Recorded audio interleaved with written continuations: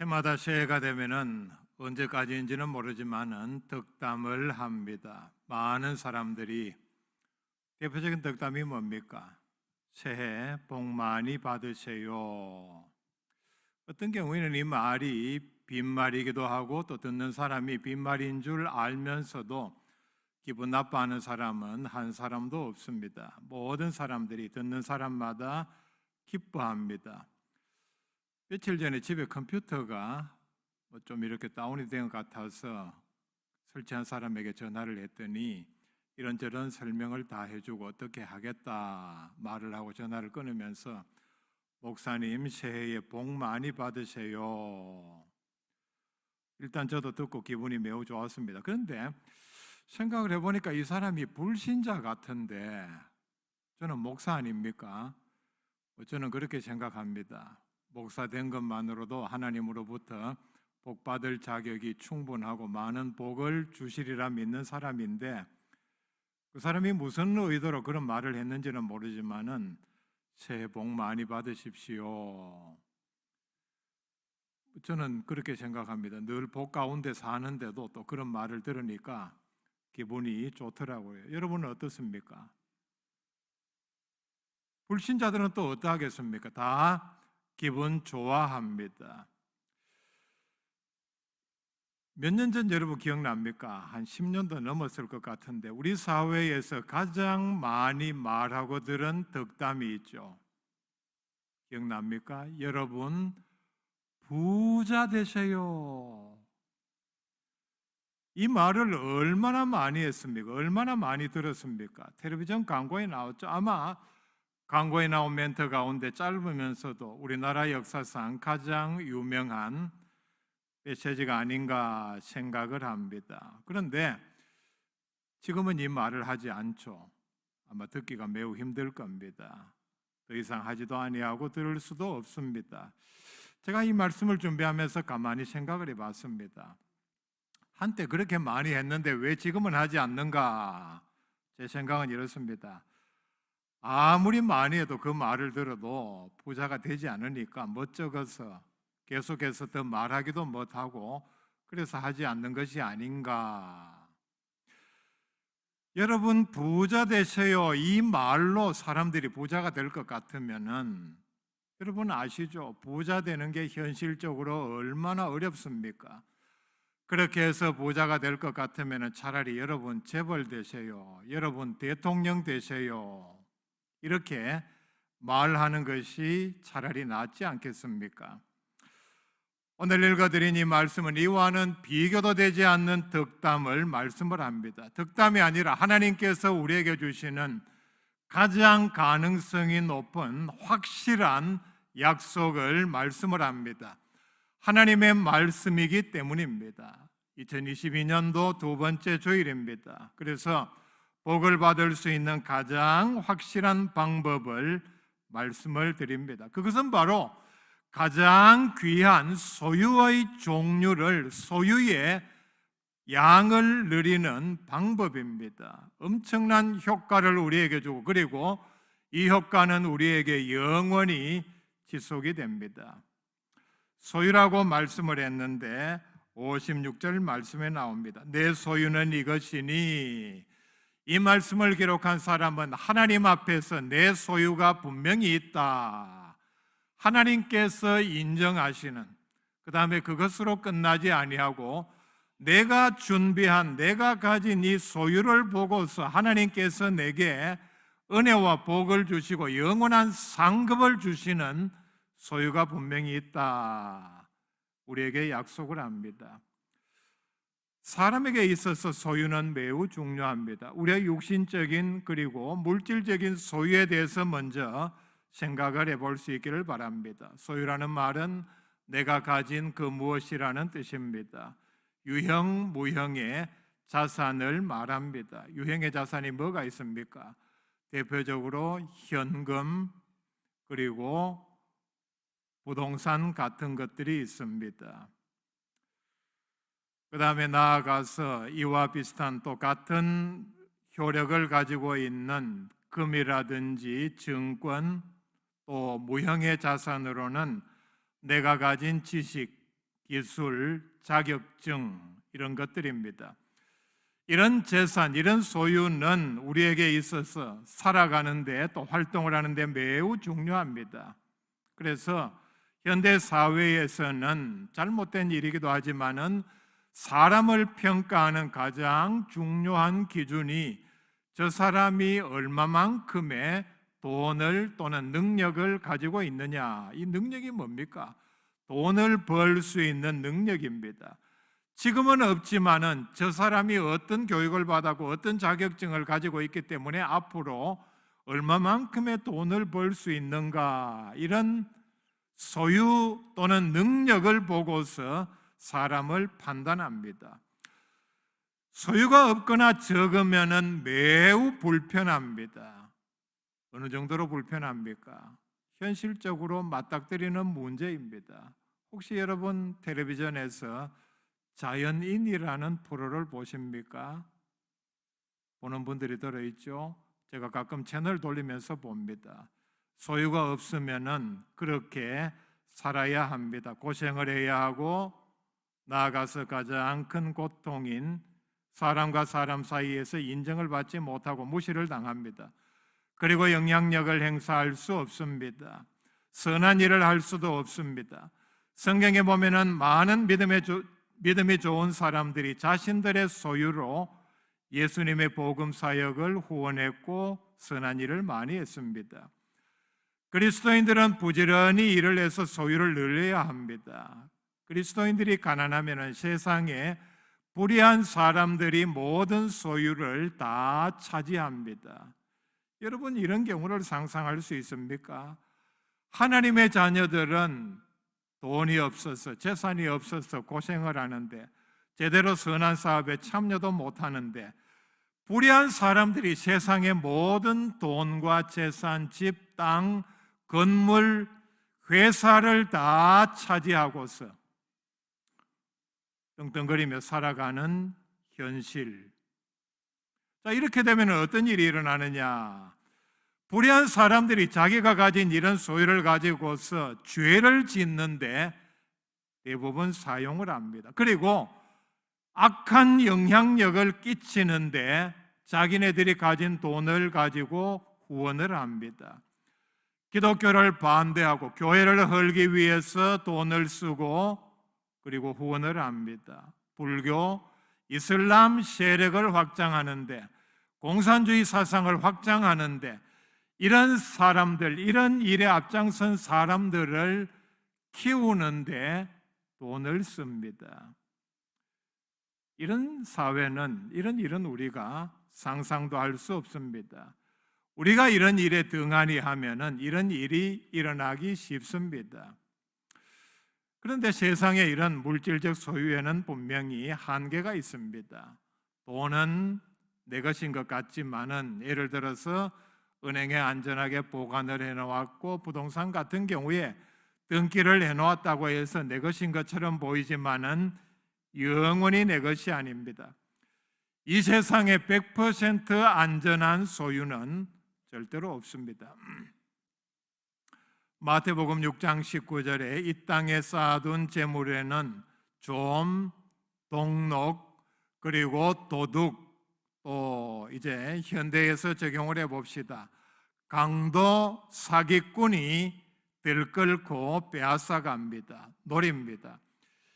희한하게 도둑, 강도, 사기꾼들은 돈 냄새를 잘 맡습니다. 돈이 있다면은 귀신같이 알고 달려듭니다. 강도는 돈만 빼앗아가는 것이 아니죠. 사람의 목숨까지도 빼앗아갑니다. 증권 어떻습니까? 오르는 것 같지만은, 나에게 엄청난 수익을 주는 것 같지만은 이것도 어디까지나 호경기 때에, 그리고 나라가 안전할 때에, 회사가 계속해서 성장할 때 얘기입니다. 회사가 망하면은 한 주에 몇십만 원, 몇백만 원 하는 증권도 휴지 조각이 되고 맙니다. 불경기가 된다든지, 그리고 인플레가 일어나면은, 또 나라가 망하면은 모든 현금은 다 휴지 조각이 되고 맙니다. 부동산도 폭락할 가능성이 얼마든지 있습니다. 이렇게 말하면 여러분 마음에 목사님, 금은 상대적으로 안전하지 않습니까? 많은 금이 있다 할지라도 나라에 혼란이 생기면 그 금을 가지고 외국으로 가지 않은 이상은 어떤 일이 일어날지 모릅니다. 돈의 위험성이 뭡니까? 첫째는 돈 자체는 선한 것도 악한 것도 아닙니다. 디모데전서 6장 10절에 이렇게 말씀을 합니다. 돈을 하나님보다 사랑하는 것이 바로 일만악의 뿌리입니다. 돈 좋습니다. 귀합니다. 아껴야 합니다. 소중히 여겨야 합니다. 그러나 우리의 모든 삶의 우선순위 가운데서 돈을 하나님보다 더 사랑하면 거기서부터 모든 악이, 모든 죄가 시작됩니다. 돈에 대한 탐욕 때문에 하나님을 제대로 섬기지 못합니다. 돈에 대한 탐욕이 내 마음에 자리 잡는 순간 탐심은 우상숭배라고 했습니다. 우상숭배를 하는 사람의 마음에 어떻게 하나님을 섬기는 마음이 자리 잡을 수 있습니까? 돈 때문에 거짓말합니다. 우리의 양심이 제일 괴로운 부분입니다. 돈 때문에 사람을 죽입니다. 내가 직접적으로 사람을 죽이지는 않는다 할지라도 사람에게 해를 끼치고 사람에게 해로운 것을 팔면은 서서히 사람을 죽이고 건강을 해치기 때문에 결국은 사람을 죽입니다. 사기로, 횡령 때문에 피해를 입은 사람들이 얼마나 많은 고통을 당합니까? 심지어는 목숨을 끊는 사람도 있습니다. 돈 때문에 사람을 죽인다는 얘기입니다. 두 번째, 돈을 잘못 쓰면은 잘못 버는 경우도 마찬가지입니다. 우리를 영적으로 타락시킵니다. 부정한 방법으로 돈을 번다는 것 자체가 그리스도인이라고 하지만 영적으로 타락했다는 증거입니다. 믿음과 인격을 제대로 갖추지 않은 상태에서 돈이 많으면은 그 돈 때문에 그리고 돈 가지고 범죄하고 타락하고 맙니다. 이런 사람들은 돈이 떨어지지 않는 한 타락으로 향하는 길에서 절대로 스스로 돌이키지를 못합니다. 세 번째, 사람들이 돈을 얼마나 사랑합니까? 세 번째 문제가 무엇이냐? 사람이 아무리 돈을 사랑해도 심지어는 자기 가진 돈을 위해서 아니면은 지금은 없지만은 돈을 자기 것으로 만들기 위해서 목숨까지 바쳐도 돈은 그 사람을 조금도 사랑하지 않습니다. 이게 돈이 가진 아이러니입니다. 사람들은 심지어 우리는 돈을 얼마나 사랑합니까? 자기 생명만큼 생명보다 더 사랑합니다. 근데 그 돈은 우리를, 여러분들을 눈꽃만큼도 생각하지 않습니다. 유대인의 지혜를 모은 탈무드에 보면은 이런 얘기가 나옵니다. 옛날에 한 왕이 있었습니다. 엄청나게 부자라는 얘기입니다. 세 사람의 친구가 있었습니다. 자, 잘 기억하십시오. 첫째는 매우 절친한 친구입니다. 왕의 입장에서 너무나도 친하고 좋아하고 사랑하고 아끼기 때문에 하루라도 만나지 않으면 견딜 수 없는 친구입니다. 매우 끔찍하게 사랑하는 친구입니다. 두 번째는 보통의 친구입니다. 그저 그런 사이입니다. 있으면 보고 없으면 뭐 없어도 아쉽지 않는 그저 그런. 세 번째는 자주 보지 않는 1년에 한 번 볼까 말까한 서먹서먹한 친구입니다. 왕의 생각에는 뭐 와도 그만 가도 그만, 만나면 그저 뭐 있는 돈 가지고 식사나 한 끼 대접하는 이런 친구입니다. 결국은 세월이 흘러서 왕이 죽었습니다. 첫 번째 친구, 매우 절친한, 하루라도 보지 않으면 정말 못 살 것 같은 이 친구는 친구가 죽었다는데 아예 나타나지도 아니했습니다. 두 번째 친구, 그저 그런 친구, 장례식장에만 나타났습니다. 관이 출발을 하는데 그저 대문에서 잘 가라고 바라보기만 했습니다. 세 번째 친구는 살아있을 때는 그저 그런 서먹서먹한 별것 아닌 친구로 생각을 했는데, 아니 보니까 영원한 처소로 가는 길에 끝까지 동행을 하더라. 심지어는 천국에 갔으면 천국에서까지 함께 지내는 친구가 되었다. 첫 번째 친구가 누구냐? 아주 절친한, 그러면서 장례식장에도 나타나지 않았다 그랬죠. 이 친구가 뭐냐? 돈입니다. 내가 돈을 아무리 좋아해도 죽어서 내가 영원히 돌아올 수 없는 길을 떠나는데 돈은 집에 있으면서 문 밖에 나와 보지도 않았습니다. 내가 아무리 많은 돈을 가졌다 할지라도 일단 내가 죽으면은 그 돈은 내 돈이 아니라는 얘기입니다. 살아있을 때에 너 아니면 나는 죽는다. 너는 나의 전부다. 내 목숨이다. 목숨 걸고 맹세한다. 사랑을 맹세한다. 이런 사이지만은 죽고 나면은 숟가락 하나 내가 가는 영원한 처소로 따라오지 않습니다. 스페인 속담입니다. 수위에는 주머니가 없습니다. 두 번째, 그저 그런 친구. 그리고 장례식장에만 잠깐 나타났다가 영원한 처소로 가는 길에 그저 문에서 배웅만 한 친구는 바로 가족입니다. 살았을 때에 아무리 사랑하고 희생하는 사이라 할지라도 내가 죽어서 영원한 처소로 갈 때에 문 밖에 그저 나와서 잘 가세요. 그 비유적으로 말하면은 묘지까지는 따라오지만은 그 이상은 따라오지 않는 친구가 바로 가족입니다. 또는 이와 같습니다. 그래서 누가복음 12장 15절에 사람의 생명이 그 소유의 넉넉한 데 있지 아니하니라 말씀했습니다. 왜냐하면은 잠시 자기 것이고 그리고 매우 한시적입니다.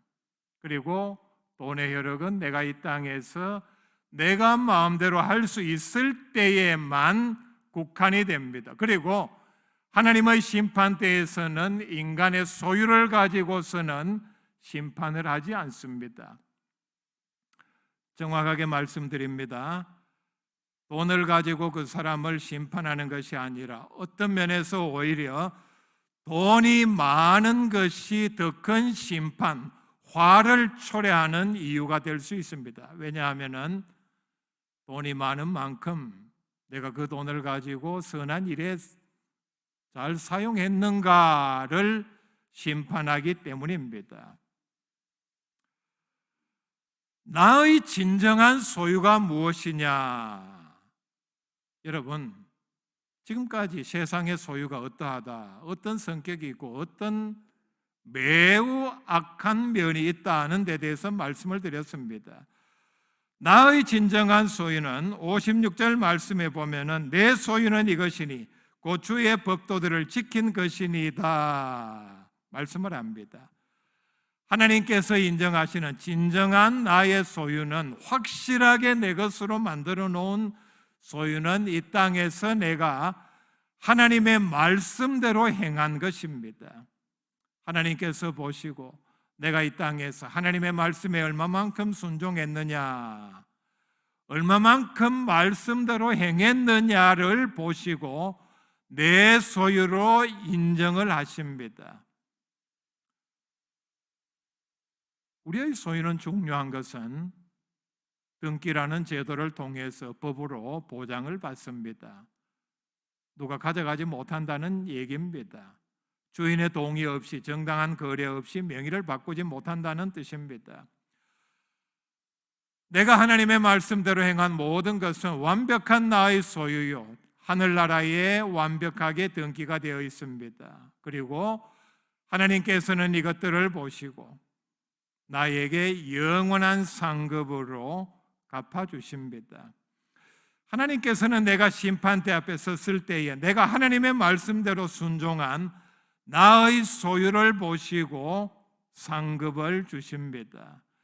마태복음 7장 24절 이하에 그러므로 누구든지 나의 이 말을 듣고 행하는 자는 그 집을 반석 위에 지은 지혜로운 사람 같으리니 비가 내리고 창수가 나고 바람이 불어 그 집에 부딪히되 무너지지 아니하나니 이는 주추를 반석 위에 놓은 까닭이요. 자, 해석을 합니다. 말씀대로 순종한 삶은, 즉 그가 이룩한 모든 소유는, 여기서는 집을 뜻합니다. 이런 소유는, 집은 어떤 홍수, 바람에도 무너지지 않는다. 이걸 가지고 내가 천국에 그대로 가져가면은, 그 반대는 이렇게 말씀을 합니다. 말씀대로 순종하지 아니하고 이 땅에서 얻은 모든 재물 권력은 홍수, 바람에, 즉 하나님의 심판 앞에 다 무너지고 맙니다. 우리는 평생 믿음의 집을 짓습니다. 고린도전서 3장에 나오는 말씀입니다. 평생 지은 믿음의 집을 하나님께서 어떻게 심판한다고 했습니까? 집을 잘 지어서 들고 하나님의 심판대 앞에 내가 딱 놓으면은 하나님께서 그 집을 불을 질러서 심판을 합니다. 좋은 재료로 지은 집은 불에 타지 않습니다. 지피나 나무 또는 풀 이런 걸로 지은 집은 다 불타고 맙니다. 세 번째 친구가 누구냐? 왕의 입장에서는 1년에 한 번 볼까 말까, 저런 친구가 내게 있었는지 없었는지, 아니면 체면상 왕이니까 그저 형식적으로 대접을 하고 이렇게 생각한 그런 친구입니다. 누구냐?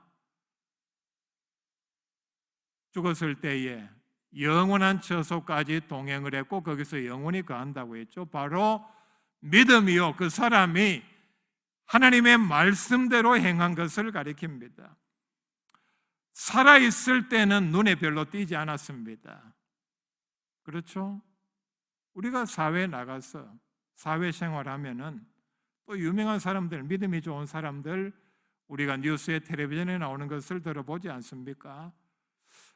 저 사람이 믿음이 좋다고 하는데 믿음이 좋은 게 보이는지, 그 다음에 저 사람이 선행을 얼마나 하는지 우리도 세상 사람도 잘 모릅니다. 눈에 띄지 않는다는 얘기입니다. 그런데 죽고 난 뒤에 보니까, 하나님의 심판대 앞에 서고 보니까 나의 믿음이 그 사람의 모든 말씀대로 행한 것이 그와 동행을 하고 하나님 앞에서 상급을 받게 했다. 57절 말씀 봅시다. 여호와는 나의 분길이시니 나는 주의 말씀을 지키리라 하였나이다. 분깃. 자, 영어 번역, 한글 번역 모두를 종합하면은 이렇습니다. 하나님만이 나의 분깃이다. 영어로 portion. 하나님께서 나에게 주신 내 몫의 복이라는 얘기입니다. 또는 다른 영어 번역에 내가 필요로 하는 모든 것 또는 나의 모든 것, 즉 하나님은 나의 모든 것이다. 노래 가사에도 그런 말이 있죠. 당신은 나의 모든 것입니다. 자, 이 말과 대비하면은 하나님은 나의 모든 것이다. 좀 이해가 될 걸로 생각을 합니다. 하나님은 나의 분깃, 나의 모든 것. 그렇다면 결론은 뭡니까? 뒤에 말씀에 나오죠. 나는 하나님만을 바라보며 살겠습니다.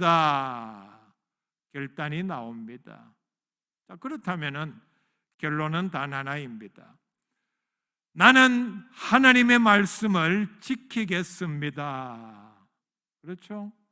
하나님이 나의 모든 것인데 하나님 말씀은 말씀이고 나는 나고 있을 수 없는 얘기입니다. 다시 말씀을 반복합니다. 하나님 말씀대로 행한 것만이 나의 진정한 소유라는 뜻입니다. 52절 말씀 봅시다. 여호와여, 내가 밤에 주의 이름을 기억하고 주의 법을 지켰나이다. 내가 밤에 영적으로 육적으로 내가 환난을 당할 때에 우리가 해야 할 일이 뭡니까? 오히려 그때 하나님의 이름을 기억하고 주의 법을 지켰나이다. 어려울수록 영적으로 어둡고 암흑일 때에, 곤고를 당할 때에 더욱더 내가 하나님의 말씀을 지키겠습니다. 고백을 합니다. 자, 55절, 56절, 57절 세 말씀 보시기를 바랍니다. 공통적으로 뒷부분에 주의 법을 지켰나이다. 주의 법도들을 지킨 것이니이다. 주의 말씀을 지키리라 하였나이다. 삼중으로 강조를 하고 있습니다. 왜 이렇게 강조를 합니까? 하나님의 말씀대로 행한 것이, 말씀을 지킨 것이 바로 진정한 의미의 나의 소유이기 때문입니다.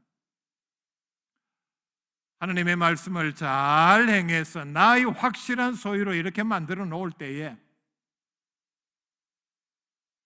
하나님께서는 보시고 갚아주십니다.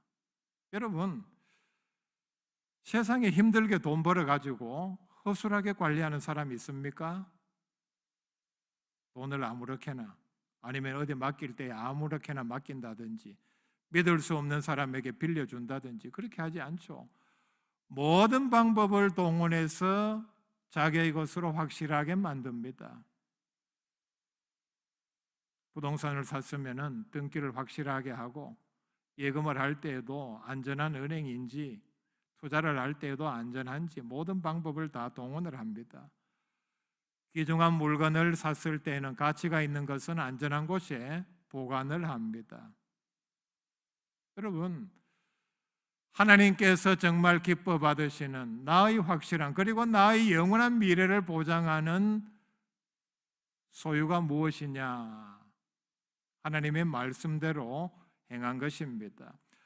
마태복음 16장 27절에 인자가 아버지의 영광으로 그 천사들과 함께 오리니 그때에 각 사람이 행한 대로 갚으리라. 요한계시록 22장 12절입니다. 보라, 내가 속히 오리니 내가 줄 상이 내게 있어 각 사람에게 그가 행한 대로 갚아주리라. 요한복음 5장 29절에 선한 일을 행한 자는 생명의 부활로, 악한 일을 행한 자는 심판의 부활로 나오리라. 누가복음 12장 21절에 어리석은 부자의 얘기가 나옵니다. 어리석은 부자는 그의 농사가 잘 되어서 더 이상 창고가 없을 정도로 많은 소출을 거두었습니다. 그때 이 부자는 속으로 이렇게 말합니다. 참 소출이 많고 나는 좋다. 그렇다면 내가 이 많은 소출을 가지고 어떻게 하는가? 창고를 크게 짓고 잘 거두어들이고 보관을 잘하고, 그 다음부터는 내가 희희낙낙하며 내 남은 인생을 즐기며 살리라. 마음에 중얼거립니다. 하나님께서 부자의 교만한 말을 들었습니다. 어떻게 응답하셨습니까? 어리석은 자여, 오늘 밤 네 영혼을 도로 찾으리니 그러면은 네가 준비한 것이 누구의 것이 되겠느냐? 그리고 그 다음에 나오는 말씀입니다. 자기를 위하여 재물을 쌓아두고 하나님께 대하여 부여하지 못한 자가 이와 같으니라. 땅에서는 자기를 위한 소유는 많았지만은 하나님에 대하여는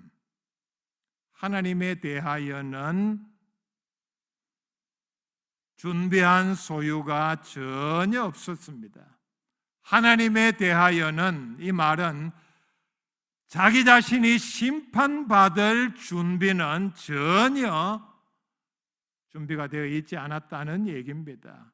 하나님에 대하여, 자신에 대하여는, 육신의 것에 대하여는 엄청나게 부자였죠.